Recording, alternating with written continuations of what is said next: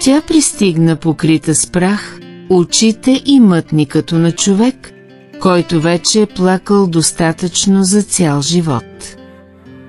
Никой не знаеше името й, но един поглед беше достатъчен да се разбере. Тази жена носеше разбит свят в гърдите си. С 2 деца за ръце и избляла вализа с останките от разрушено минало, Джулия Кларк стъпи за първи път по улиците на Ферхолу. Никой не знаеше, че оставя зад себе си не само съседния град, но и развалините на брак, който е разрушил отвътре. Съпругът ти, Ричард, беше умрял както беше живял, сред шум, хаос, празнота. Това, което й остана, беше прахът, гнилата дървесина на стара къща и надеждата, която все още устояваше в очите на децата й. Но беше достатъчно. Или поне трябваше да бъде. Защото когато не ти е останало нищо, това, което остава, е смелостта. И Джулия беше все смелост, въпреки че сърцето й все още кървеше в мълчание. Ферхолу беше малък град, заобиколен от пшеница и клюки. Хората наблюдаваха повече, отколкото говореха, и коментираха повече, отколкото знаеха. Джулия пристигна без предупреждение, като тиха буря. Къщата, която беше наследила от Ричард, беше по-скоро развалина, отколкото дом, паднал покрив, счупени прозорци, миризмата на изоставеност впита в стените. Но тя виждаше бъдеще там. Работеше през деня с ръце, огрубели от мазоли и надежда. Нощем почистваше градската механа в замяна на монети, които служеха за мляко за децата и още няколко дъски. Именно в една от тези нощи той се появи, Томас Уолфорд. Син на най-големия фермер в района, мъж с присъствие, но със спокоен поглед. Той я попита, не съм те виждал тук преди. И тя отговори само с поглед. Джулия не говореше много. Болката я беше научила да мълчи. Но този мъж, с измерените си думи и уважителни жестове, започна да възстановява нещо в нея, което изоставената къща само символизираше – надеждата за ново. Ако се вълнувате от тази история, абонирайте се за канала сега, за да не пропуснете нито една глава от тези животи, преплетени от болка и надежда. И ни кажете в коментарите, каква тема бихте искали да видите в следващите истории. Сутрините на Джулия започваха още преди изгрев слънце. С очи натежали от нощна работа, тя слагаше вода да заври и будеше децата с безмълвна целувка по челото. Джон, на 10 години, вече се опитваше да се държи като мъж, носеше дърва, грижеше се за Алиша, докато майка им чукаше с чук, режеше и почистваше. Земята във Ферхолу изглеждаше прокълната в очите на съседите, но за нея тя беше свещена, място, където старото умира, за да се роди новото. Съседките шепнеха, мъжете гледаха отдалеч, а децата от селото сочеха с любопитство. Никой не разбираше защо вдовица сама настоява да възстанови къща, вместо да се върне при роднини или да си намери нов съпруг. Но Джулия не беше за продан, нито пък търсеше утеха. Всичко, което искаше, беше място, където децата и да могат да спят спокойно. И може би, дълбоко в себе си, където сърцето и също да може да си почине без страх. В една съботна сутрин, докато режеше да сказа новата каса на вратата, Томас се появи за втори път. Донесе кошница с яйца, хляб и бутилка прясно мляко. Не каза нищо, освен едно кратко «Добро утро» и остави кошницата върху пън. Тя само кимна, изненадана. Не беше свикнала с жестове на доброта, които не очакват нищо в замяна. През следващите седмици той се връщаше. Понякога с назаем взети инструменти, понякога с обикновена закуска, понякога просто с присъствието си. Стоеше и наблюдаваше как Джулия работи, понякога й помагаше, друг път просто си говореха. Откриха, че им харесва споделеното мълчание. Сядаха под недостроената веранда, пиеха студен чай от стари буркани и си говореха за прости неща – времето, напредъка на строежа, историите на града. Томас никога не я притискаше. И може би именно за това тя започна, малко по малко, да се отваря. Разказа му за Ричард, как в началото бил обаятелен, как се изгубил във вредни навици, как проиграл всичко – пари, достоинство, семейство, на дъното на чашите и залозите. Говореше със сведени очи, като човек, който все още изпитва срам за нещо, което не е негова вина. Тома се слушаше с уважение и внимание, без да я съди. Една следобед, гледайки как Джон си играе с конче от дърво, направено от Томас, тя го попита: защо никога не си се оженил? Той замълча за миг. После й разказа за Елинор, момичето, за което почти се оженил. Тя била дъщеря на богат търговец, сгодена му още от младини. Но когато разбрала, че бащата на Томас иска той да остане във фермата, а не да живее в големия град, както тя мечтаяла, Елинор развалила годежа. Замина си, без да се обърне назад. От тогава той избягвал обвързвания. Изоставянето още го боляло, дори след толкова години. Беше в онзи ден, когато Джулия осъзна, че и двамата носят дълбоки рани. Те не бяха просто съседи или спътници на студен чай. Бяха двама оцелели, намерили подслон един в друг. Следобедите продължиха с малки постижения.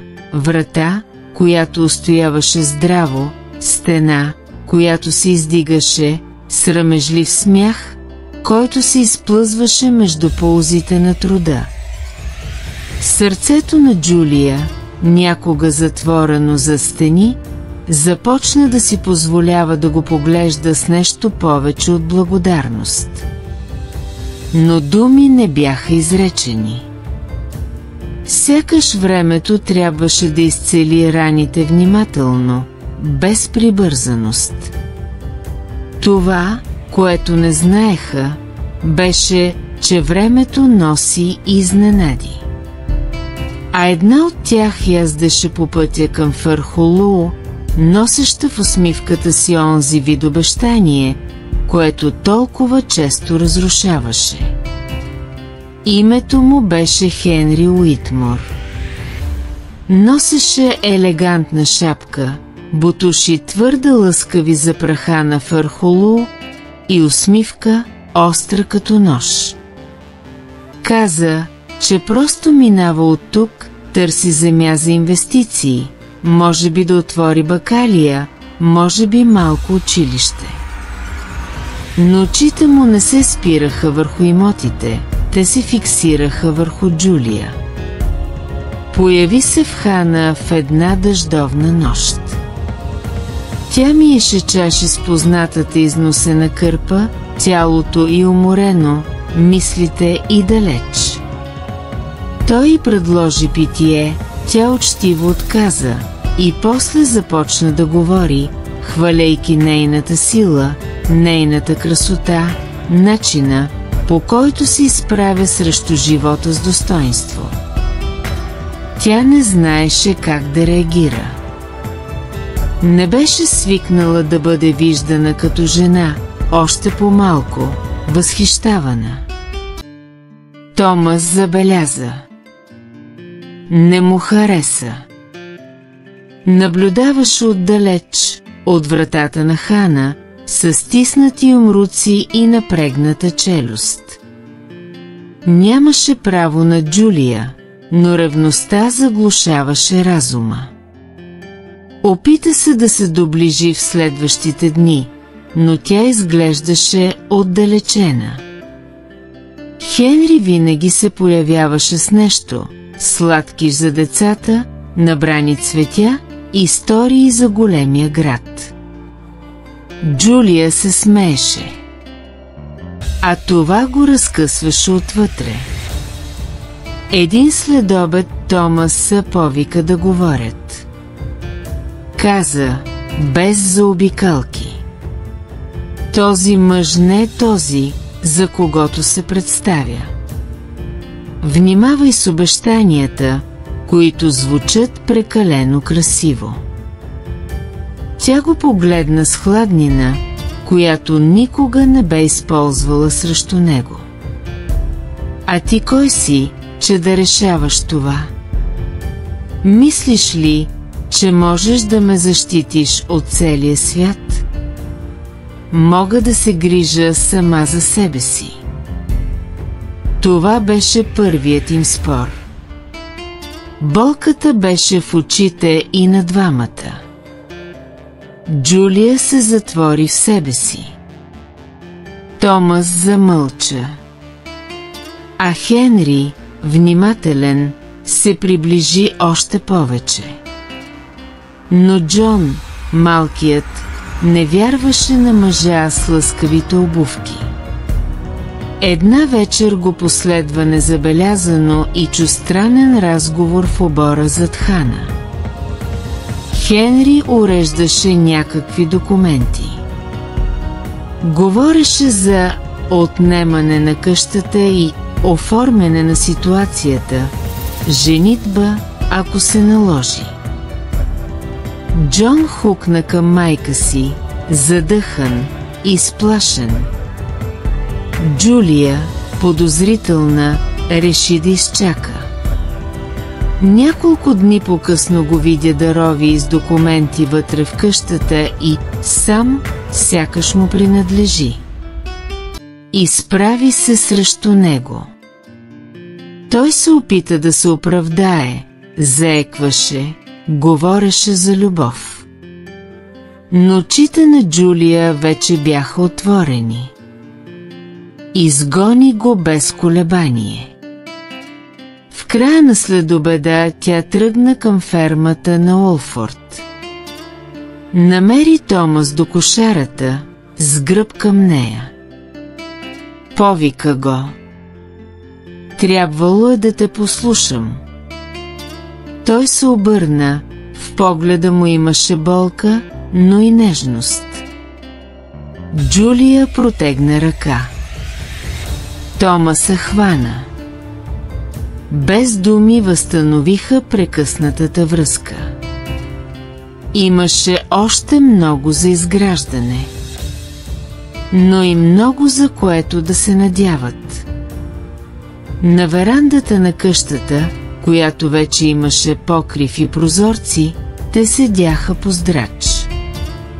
Тя, той, Джон и Алисия. Сякаш бяха, най-сетне, семейство. Ако тази история ви развълнува, абонирайте се за канала и споделете в коментарите какъв вид романтика искате да видите тук. Истории от миналото или съвременни, нови начала или невъзможни страсти? Дните след заминаването на Хенри Уитмор бяха по-леки, но и по-тихи. Джулия, макар и облегчена, почувства нужда да се замисли върху собствените си чувства. Беше уморена да живее между крайности, от болка до омая, от недоверие до надежда. Започваше да разбира, че истинската любов не идва като буря, а като постоянен бриз. И така Томас остана в живота и сдържан, надежден, присъстващ. Томас поднови посещенията си. Без признания, без големи жестове. Само с малки добрини, знаещи усмивки, удобно мълчание, което казваше всичко.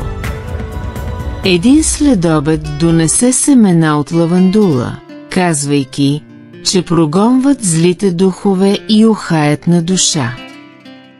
Заедно ги засадиха под прозореца на хола. Децата на Джулия, вече поуверени, го виждаха като приятел. Джон го следваше из полето, любопитен към фермерските задачи. Алисия го наричаше господин Уолфорд с усмивките. Джулия просто се усмихваше. Усмивка, пълна с неща, които не казваше. В неделя следобед, по време на брането на ябълки в овощната градина на Томас, той подаде на Джулия кошница, пълна с плодове, и каза: „Всяка от тези ябълки е озряла в своето време. Нито една не е била пришпорена. Като нас двамата.“ Тя се усмихна, и този път и очите й се усмихнаха. Времето сякаш най-сетне започваше да играе в тяхна полза. Но не всичко във Архолоу беше поезия. Семейство Уолфорд, когато научиха за близостта между Томас и вдовицата Кларк, реагираха със студенина. Майката на Томас, надменна и традиционна, го повика на строг разговор. „Ти си наследникът на всичко това. Жена, белязана от скандали, не може да бъде до теб. Тя има 2 деца, Томас. Помисли за репутацията си. За името на семейството.“ Томас мълчеше. После каза: „Предпочитам да живея прост живот с човек, който ме гледа с истина, отколкото да поддържам привидности между празни стени. Винаги си ме учила на чест. Точно това правя, почитам това, което е справедливо.“ Думите му бяха шокиращи, но той не отстъпи. Вече не можеше. Междувременно Джулия продължаваше да възстановява дома си. Нови керемиди покриваха покрива, цветя цъфтяха под прозорците. Съседите започнаха да променят погледа си, сега виждаха сила в нея, не скандал. Градчето, малко по малко, прие присъствието и Хана ти предложи отговорна позиция. Тя започна да координира почистването и да обучава новите служители. Името и, някога прошепвано, сега се произнасяше с уважение.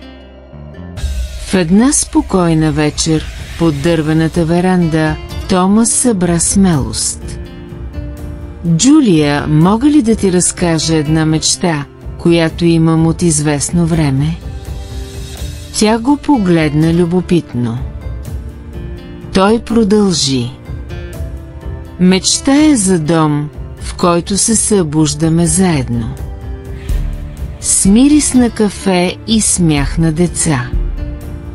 С тишина понякога, да, защото знам, че имаш нужда от нея. Но нашата тишина... Джулия почувства буца в гърлото си. Не каза нищо. Просто хвана ръката му. Това беше отговорът, от който той се нуждаеше.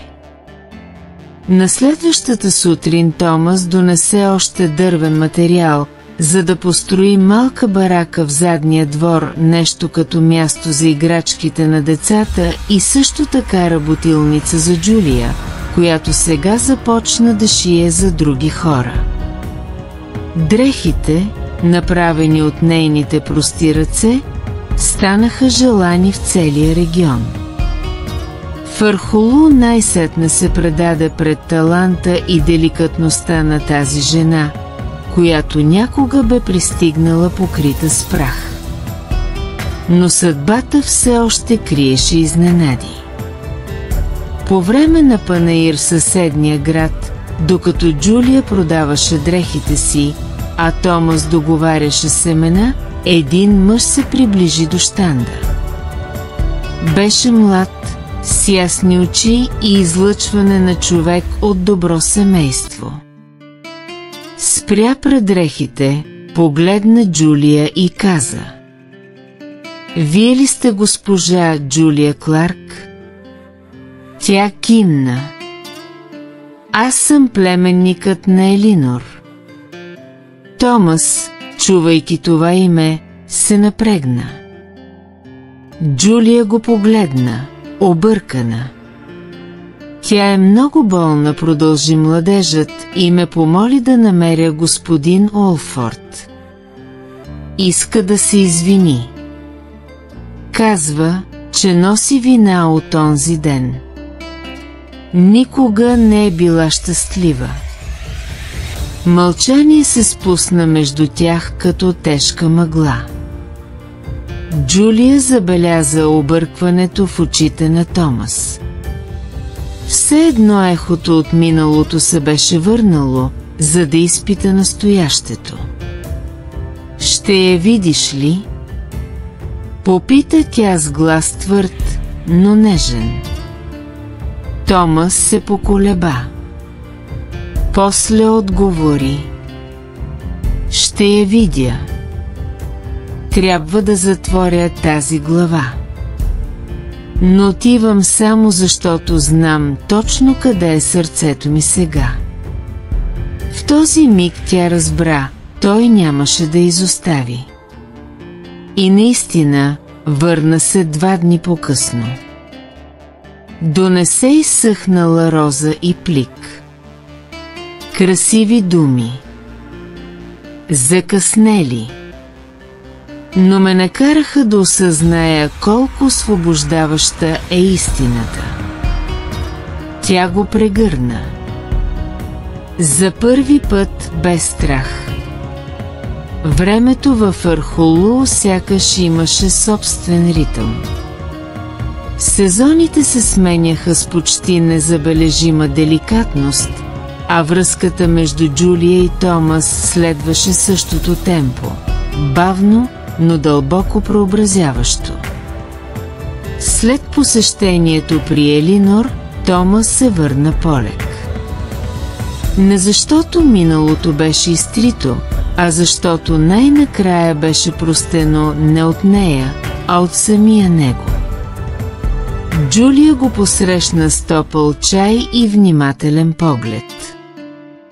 Децата се втурнаха към него като към стар приятел. Този следобед беше различен, имаше нещо във въздуха, сякаш животът щеше да смени тона. За първи път Томас влезе в къщата без колебание, свали шапката си и я остави на стола на верандата, сякаш казваше: това е и моето място. Алиша му показа илюстрирана книжка с приказки, а Джон го предизвика на шах с импровизирани фигури. Всички се смяха заедно, когато конят на момчето победи краля на Томас с 3 хода. Следващите седмици бяха изпълнени с работа и малки радости. Навесът зад къщата придоби форма, а следобедите се изпълваха със смях на деца, звуци от чукове и шепнати разговори между дъски и цветя. Томас започна да учи Джон да язди, а Алиша му подаряваше рисунки, които правеше сама. Джулия, наблюдавайки всичко това, почувства, че открила нещо, което мислеше за изгубено завинаги – покой. Понякога просто сядаше на стъпалата на верандата с чаша кафе в ръка и гледаше. Тишината, някога оглушителна, сега извучеше като песен. Но Фърхолу, с цялата си нежност, беше и място на хора, които не забравяха. В един есенен съботен ден до вратата на Джулия беше оставена бележка. Без подпис, само думи, написани с гняв. Никога няма да бъдеш Уолфорд. Изчезвай. Томас прочете бележката, смачка я и я изгорява в камината. Джулия, от своя страна, замълча. Не от страх, а по свое решение. Тя вече не беше жената, която бяга, сега беше жената, която се изправяше пред нещата. На следващия ден отида до местната църква и поиска да помага в обществената кухня. Включи се в помощ на други жени в града, раздаваше хранителни кошници и шиеше одеяла за бедни семейства. Градът постепенно се предаваше на нейната щедрост. Дори собственикът на магазина, който преди я гледаше с подозрение, започна да пести по добри плодове за децата и... Един следобед Джулия и Томас бяха изненадани от група училищни деца, които донесоха полски цветя и цветен плакат. Благодарим ти, госпожо Джулия, че се грижиш за всички нас. Тя заплака, а Томас просто държеше ръката и в мълчание. Любовта много пъти се разкриваше в малки жестове и там, по средата на прашния път, беше най-чистото признание. Томас, горд, просто я наблюдаваше как процъфтява. Една нощ, по време на танц на фестивала на реколтата, той я покани да се завърти сред фенерите и сухите листа. За първи път те танцуваха под погледите на цялото село. И там, пред всички, той докосна лицето и й каза: ако трябва да избера между всичко, което имам, и теб, Джулия, бих избрал теб. 1000 пъти. Тя, без да бяга, отвърна: и аз бих избрала да бъда избрана. Само този път, от някой, който знае как да обича. Беше първият път, когато двамата казаха без страх това, което очите им крещяха с месеци. И беше моментът, когато Фърхолу разбра, че няма смисъл да се съпротивлява на тази любов, защото тя беше направена от същия материал, който поддържаше самия град – упоритост и нежност. Същата вечер, под лампата на верандата, Тома се помоли да се омъжи за него. Той не коленичи. Просто я погледна в очите и каза: искаш ли да споделиш с мен тишината на утрата и шума на трудните дни? Джулия със сълзи отговори: искам. Защото най-накрая знам, че няма да бъда сама. Новината се разпространи. Имаше и критици, разбира се. Но имаше и такива, които бяха трогнати. Дори майката на Томас, с твърдост омекотена от месеците, изпрати семейна брошка и бележка: спаси сина ми. Грижи се за него. Следващата седмица, когато излизаха от църквата след литургията, Джулия беше изненадана от възрастни дами, които предлагаха парчета пай, млади момичета, които я питаха за съвет, и дори стар ковач, който емоционално й каза: отдавна не бях виждал някой да гледа този град с толкова любов. Ти ни накара да си спомним кои сме.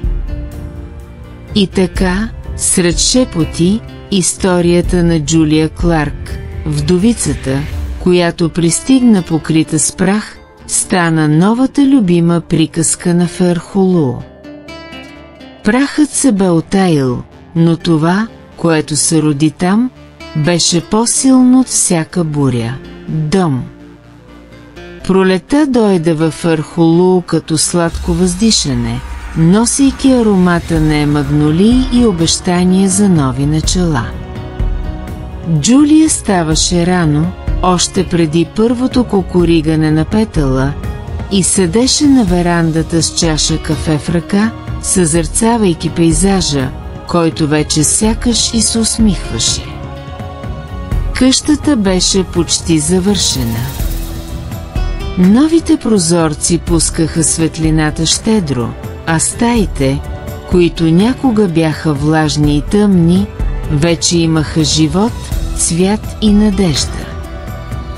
Но мирът, който ги обгръщаше, скоро щеше да бъде разклатен. Като гръм в привидно ясно небе, неочакваното се приближаваше. Името му беше Едуард Морган. Елегантен чужденец, с мек говор и лесна усмивка, пристигна в града на сив кон и слъснати кожени чанти. Настани се в кръчмата, където Джулия работеше, и от първия момент не сваляше очи от нея. Интересът му беше ясен, макар и деликатен.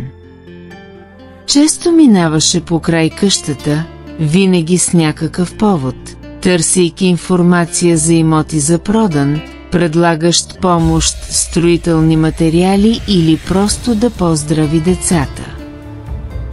Джон, подозрителен, избягваше този мъж. Алисия, от друга страна, беше омаяна от комплиментите му и преувеличените му истории.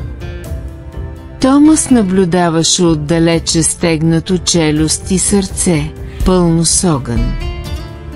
Никога не беше бил собственик, но имаше нещо в Едуард, което го смущаваше дълбоко. Не беше само начинът, по който подхождаше към Джулия, а това, което криеше зад преувеличената си симпатия. Джулия първоначално беше любезна. Приемаше някой от комплиментите, усмихваше се учтиво, но държеше дистанция. Въпреки това, постоянната поява на чужденеца, съчетана с коментари, които започнаха да циркулират в града, такъв изискан мъж би бил добър избор за млада вдовица, казваха те. А Томас, който някога умееше да чака, сега се страхуваше да я загуби. В един особено горещ следобед, докато Джулия събираше дърва близо до гората, Едуард се приближи с букет диви цветя и смела покана. Покани я на вечеря в новата кръчма, която твърдеше, че планира да отвори във Ерхулу.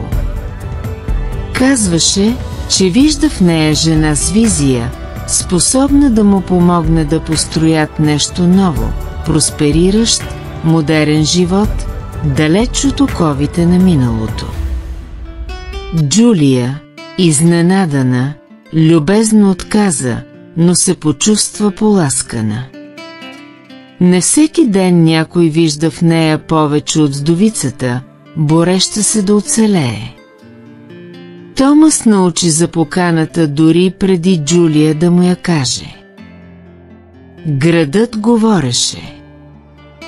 И той, без да премисля думите си, отиде в дома и, още с потната си риза от полето, и я клонира. Какво иска този мъж от теб, Джулия? Защо слушаш чужденец? Не го слушам. Просто съм учтива, отговори тя, изненадана от тона му. Той не е това, за което се представя. Познавам го от други времена. Обикаляла други градове, обещавайки злато и оставяйки развалини. А защо не ми каза това порано? Защото мислех, че няма да е нужно. Мислех, че ми вярваш, Тома се обърна, наранен. Вярвам ти, Томас. Но и на себе си вярвам. И знам как да разпознавам лошите намерения. Тогава ги разпозна и сега, преди да е станало късно. Мълчанието, което последва, беше тежко като олово. Очите на Джулия горяха не от гняв, а от болка. Тя беше уморена от мъже, които й казваха какво трябва и какво не трябва да прави. Уморена да живее в сянката на чужди решения. Томас, осъзнавайки грешката в тона си, се оттегли мълчаливо, оставяйки я сама със съмненията й. През следващите дни Джулия избягваше и двамата мъже. Заета с къщата, с децата, с църковните задачи. Но в себе си беше в конфликт. Част от нея се чувстваше глупава, че се беше усмихнала на Едуард, че беше позволила на миналото да се смеси с настоящето. Друга част се обвиняваше, че е наранила Томас, който й беше дал толкова много. На следващата седмица, по време на доброволческа дейност за ремонта на училището, Джулия получи посещение от Рут, библиотекарката на града, мъдра жена с малко думи.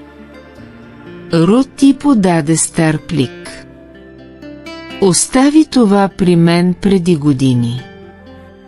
Помоли ме да го дам на жената, за която някой ден ще се бори повече, отколкото за себе си. Мислех, че този ден никога няма да дойде. Но ето го. Вътре имаше писмо от Томас. Не беше ново. Беше написано месеци по-рано, когато все още избягваше чувствата, които сега преливаха. В писмото той говореше за страха отново да обича, за болката, която носи в гърдите си от деня, в който Елеонор го напусна, и за жената, която, без да знае, бе осветила тъмнината му. Ти дойде, без да искаш нищо. Само с кураж и мълчание. Но промени всичко. Джулия прочете всяка дума като човек, който пие вода след дълга жажда. Знаеше в този миг, че сърцето й вече е направило избора си много преди разумът да се опита да се намеси. На следващата сутрин отиде в кръчмата, където отседна Едуард. Помоли да говори с него. В задната градина, сред розови храсти, каза: "Благодаря за любезността ви, но не търся ново бъдеще. Грижа се за настояще, за което се борих с зъби и ногти." Едуард опита да настоява, използва сладки приказки, говореше за възможности и пътешествия. Джулия, твърда, се усмихна деликатно. "Аз не съм дама, която чака спасение. Аз съм жена, която построи дом със собствените си ръце. Това, което мога да предложа на някого, не е обещание за това, което ще бъде, а истината за това, което вече съм." И си тръгна, оставяйки непознатия сред цветя, които не му принадлежат. След обед отиде при Томас. Той беше на плантацията, изцапан с пръст, с шапка над очите. Джулия се приближи без думи, свали му шапката и го целуна по челото. После по устните. Дълга целувка с вкусна прошка. "Замина ли?" попита Томас, задъхан. "Никога не е имал място тук", отвърна тя. "Но ти винаги." Томас се усмихна. Не каза нищо. Нямаше нужда. Лятото пристигна, обляно в злато, затопляйки земята на Фърхолу с топлата си и лениво прегръщаща прегръдка. Полетата танцуваха в ритъма на вятъра, а малкото градче пулсираше с живот, сякаш се пробуждаше от дълга и студена зима. Именно на този фон историята на Джулия Кларк и Томас Уолфорд щеше да достигне своя край, не краят на една история, а началото на една възможна вечност. Къщата беше готова. Прозорците дишаха светлина. Покривът, нов и стабилен, пазеше мечтите на онази жена, която отказа да бъде оформена от изоставянето. Всяка дъска, всеки камък, всяка издигната стена беше мълчаливо свидетелство за нейната непоплатима вяра, за скритата й умора и за смелостта и да се изправи отново, дори когато земята под нея се разклъщаше. Алисия украси цветните лехи с цветя от околността, а Джон, вече с различен блясък в очите, помагаше на Томас във фермата сутрин. И двамата го наричаха господин Уолфорд на публични места, но в сърцата си вече го виждаха като фар. Мъж, който не обещаваше нищо друго освен присъствието си, винаги по правилния начин, настоящ, стабилен, закрилящ. В неделна сутрин, когато църковните камбани отекваха в синхрон с песента на птиците, Фърхолу стана свидетел на нещо, което не беше виждал отдавна – съюзът на две счупени души, които малко по малко се бяха слепили една за друга. Без фанфари, без рокли, извезани с перли, без вуали, които докосват небето. Само тя, в семпла, ефирна рокля, и той, в бяла риза, измита от слънцето и мълчанието. Церемонията се състоя в градината на къщата. Пасторът рецитираше стихове за надежда и възстановяване. Томас държеше ръцете на Джулия така, сякаш държеше самото време, и очите му не търсеха бъдещето, те бяха вкоренени в този миг. Там искаше да живее. В тази жена. В тази къща. Ето, всичко ново правя, каза пасторът, гледайки ги с нежност. И беше истина. Всичко там беше ново. И все пак носеше дълбочината на нещо вечно. Следващите дни не бяха перфектни, и Джулия не очакваше това. Любов, родена от болка, не се гради на небесни обещания, а на ежедневни обети. Томас не престана да бъде твърдоглав, а Джулия продължи да иска да прави всичко сама. Но сега имаше нещо повече. Смях в края на деня, погледи, които се търсеха по време на вечеря, леко докосване по гърба, когато думите не стигаха. Един ден, докато се грижеха за кокошките, Томас каза, с лице изцапано с пръст: „Никога не съм си представил, че животът ми ще започне на 42. Джулия се засмя, избърсвайки челото си с подгъва на престилката. Аз мислех, че вече съм стигнала до края на пътя, но се оказа, че пътят просто правеше завой. Същия следобед, докато децата играеха край потока, двамата седнаха на верандата, същата веранда, на която тя толкова често беше плакала в тишина, и пиеха студен чай. Но този път тишината между тях беше различна. Не нараняваше. Беше мир. „Мислиш ли, че заслужаваме всичко това?“ попита тя, с очи вперени в хоризонта. „Не знам дали заслужаването има нещо общо. Но бяхме верни на това, което имахме. На това, което беше останало.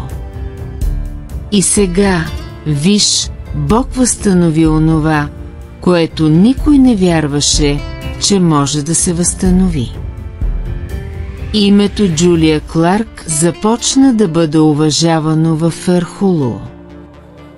Не като бедната жена, спасена от фермер, а като жената, която имаше смелостта да сее в пустинята.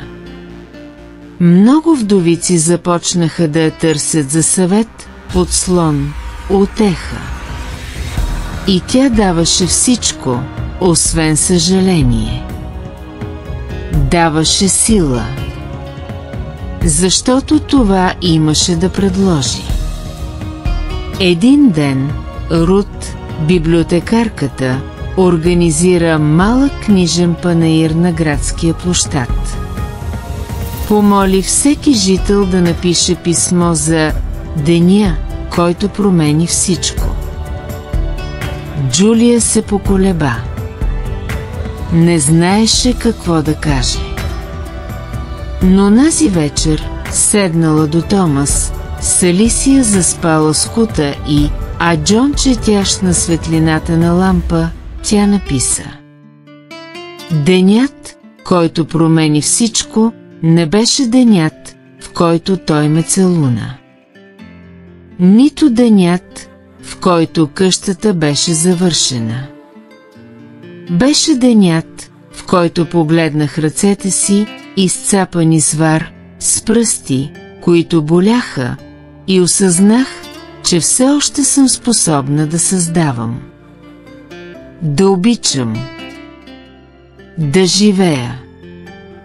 Денят, в който избрах да повярвам, че има още, дори когато всичко казваше обратното. И тогава любовта ме намери. Без бързане, без шум. Като благословия. Томас прочете писмото и целуна ръката и Джулия не трябваше да пита дали му харесало. Достатъчно беше да го погледне в очите. Времето минаваше. Децата пораснаха. Алисия стана учителка в местното училище. Джон пое част от фермата. А Томас остаря красиво. Всяка бръчка на лицето му разказваше история за жертва, търпение, вяра.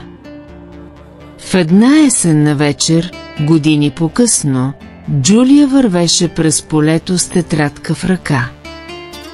Беше започнала да пише историята си. Не за да бъде четена по световните рафтове, а за да я знаят внуците. За да може някой ден да разбере, че истинската любов не е тази, която идва да спаси, а тази, която идва да гради заедно. Кирпич по кирпич. Дори със страх. Дори след бурята. В края на тетрадката тя написа: бях вдовица, бях майка, бях почти нищо. После бях всичко. Бях подслон. И бях обичана. Любовта дойде късно, но дойде цяла. И това беше моето всекидневно чудо. Фърхолул също се промени. Градчето порасна малко, но запази същността си – земя, в която историите не се забравят, а се предават като прошепнати молитви. А историята на Джулия и Томас стана една от тези молитви. Истинска приказка, която майките разказваха на дъщерите си, а пасторите използваха като пример в проповеди за надежда и възстановяване. На надгробния камък, който години по-късно щеше да се издигне сред цветята на малкото местно гробище, щеше да пише: тук почиват двама, които се обичаха така, както се обработва земята, с търпение, с пот и с вяра. Но до тогава двамата живеха много. С чай на верандата, с деца наоколо, с безмълвни целувки, които казваха: благодаря, че ми изчака. И ако ти, който си стигнал до тук, още се съмняваш, че е възможно да започнеш от начало, спомни си за Джулия. Тя не чакаше съдбата, тя я изгради, пирон по пирон, молитва след молитва. Абонирай се за канала, ако истории като тази докосват сърцето ти. Сподели в коментарите, кой момент от историята те развълнува най-много? Какви други истории за преодоляване и любов би искал да видиш тук? Сподели това видео с някой, който трябва да чуе: още има време. Още има надежда. А любовта, дори закъсняла, все още може да разцъфне. Защото понякога всичко, от което се нуждаем, е една къща в руини, чифт силни ръце и някой, който да ни погледне в очите и да каже: не си сам.